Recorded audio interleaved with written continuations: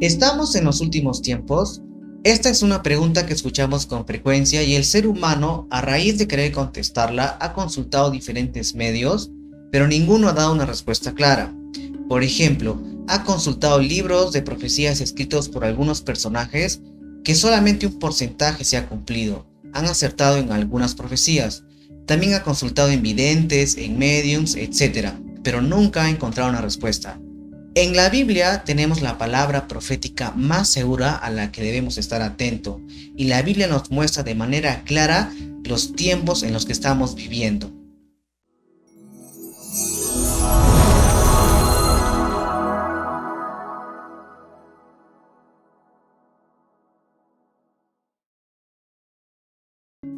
Para comenzar el estudio, debemos definir algunos parámetros que nos van a ayudar a comprender con mayor claridad todo lo que vamos a ver a continuación. Por ejemplo, la Biblia no es de interpretación personal. Esto quiere decir que no podemos agarrar un versículo e interpretarlo a nuestra manera o a lo que nos convenga.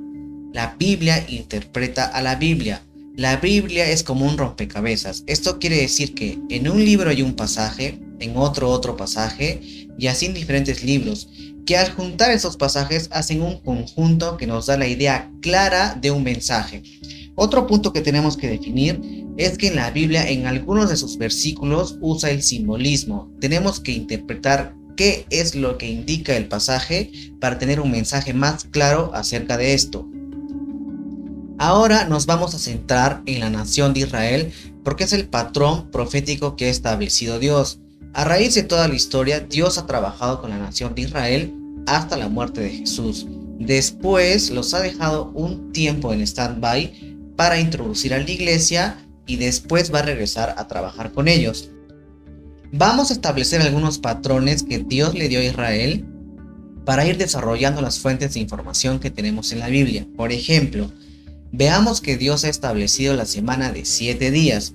En Génesis capítulo 2, versículo 1 y 2 encontramos: fueron pues acabados los cielos y la tierra y todo el ejército de ellos, y acabó Dios en el día séptimo la obra que hizo, y reposó el día séptimo de toda la obra que hizo.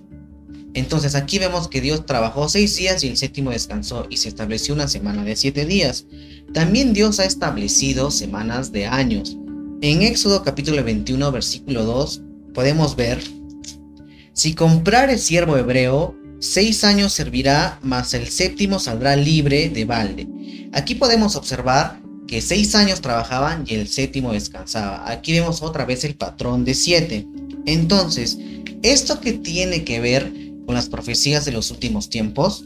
Vamos a segunda de Pedro, capítulo 3, versículo 8, que dice lo siguiente: mas, oh amados, no ignoréis esto, que para con el Señor un día es como 1000 años y 1000 años como un día. Entonces, vamos a ver algo. Según las genealogías bíblicas, desde Adán hasta Abraham hay 2000 años. Desde Abraham hasta Cristo hay otros 2000 años. Ahí, cuando murió Cristo, Dios puso en stand-by a la nación de Israel por otros 2000 años más, y el último día, que es de 1000 años, va a ser lo que está profetizado en Apocalipsis 20, el reino milenial del Mesías. Vemos de nuevo el patrón de 7. ¿Y cómo confirmamos que ese tiempo que Dios ha dejado en stand-by a Israel son 2000 años? Pues vamos al libro de Oseas, capítulo 6, versículos 1 y 2, que dicen: venid y volvamos a Jehová, porque él arrebató y nos curará, hirió y nos vendará. Nos dará vida después de 2 días, y en el tercer día nos resucitará y viviremos delante de él. Aquí dice nos dará vida después de 2 días, refiriéndose a el surgimiento de Israel como una nación. Esto se logró en el año de 1948. Después de 2 días nos dará vida, ya Israel tiene vida como nación, y nos resucitará en el tercer día, que es una resurrección espiritual, cuando Israel acepte a Jesús como su Mesías. Esto está profetizado también o escrito en Romanos, en el capítulo 11, versículo 25 y 26, que dice: porque no quiero, hermanos, que ignoréis este misterio, para que no seáis arrogantes en cuanto a vosotros mismos, que ha acontecido a Israel endurecimiento en parte hasta que haya entrado la plenitud de los gentiles. Y luego todo Israel será salvo, como está escrito: vendrá de Sión el libertador, que apartará de Jacob la impiedad. Aquí quiero resaltar que dice hasta que haya entrado la plenitud de los gentiles. Eso se refiere al tiempo de la iglesia. El tiempo de la iglesia tiene su culminación en el arrebatamiento.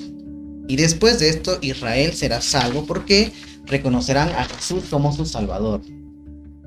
Ahora vamos a ver el surgimiento de Israel como nación y qué relación tiene con las profecías bíblicas.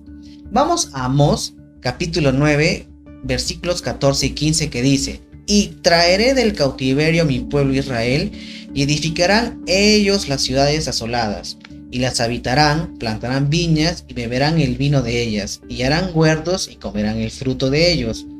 Pues los plantaré sobre su tierra y nunca más serán arrancados de su tierra que yo les di, ha dicho Jehová Dios tuyo.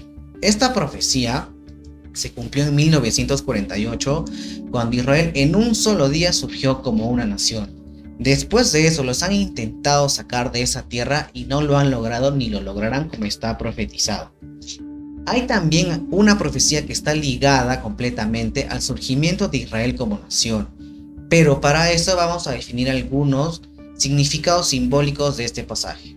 La higuera representa a la nación de Israel y árboles representa a naciones. Esto lo podemos corroborar en diferentes pasajes del Antiguo Testamento. Ahora vamos a Mateo capítulo 24, versículo 32 al 34. De la higuera aprended la parábola: cuando ya su rama está tierna y brotan las hojas, sabéis que el verano está cerca. Así también vosotros, cuando veáis todas estas cosas, conoced que está cerca a las puertas.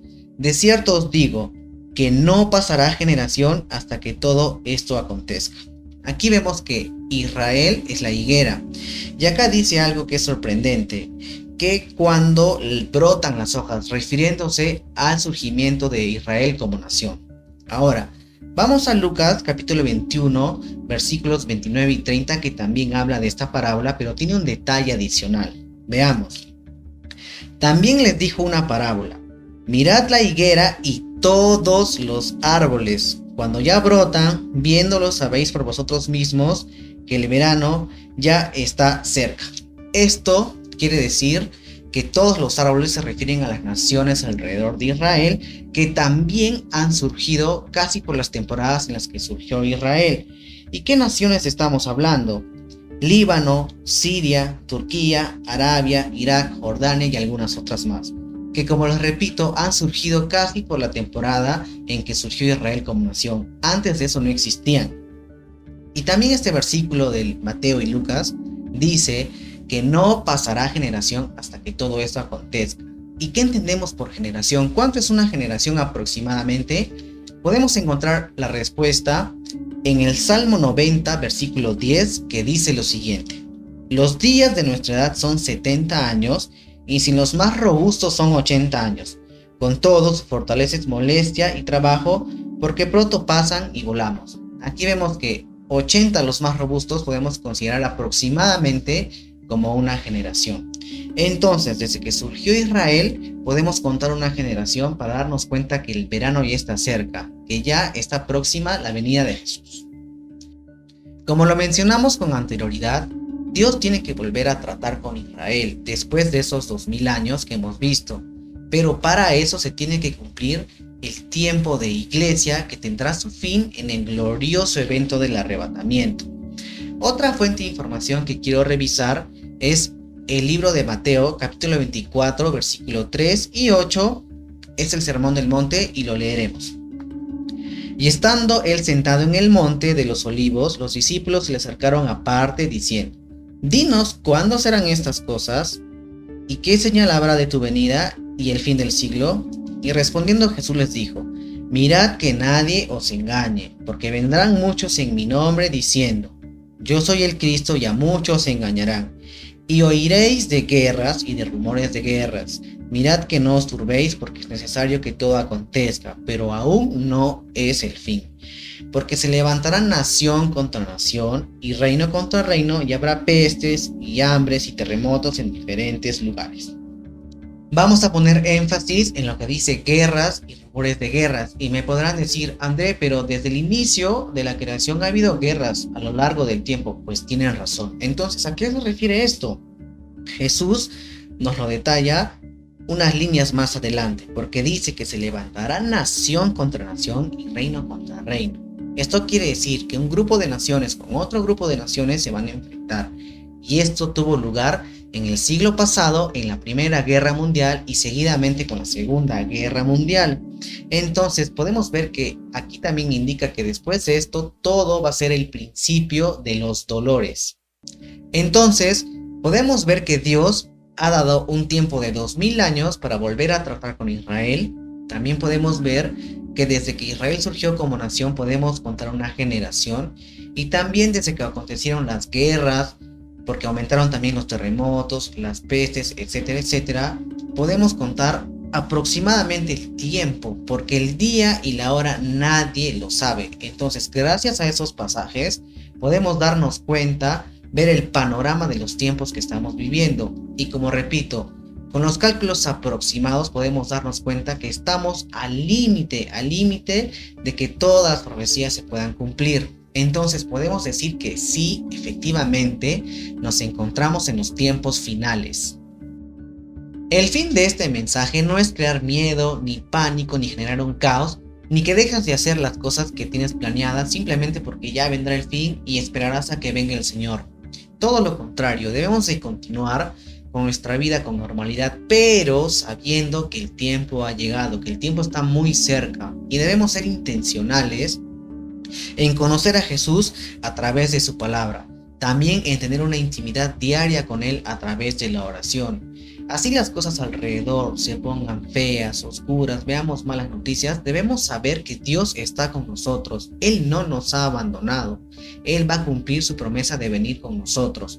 Entonces, debemos de prepararnos para su venida y que nos encuentre velando y orando para que así podamos irnos con Él.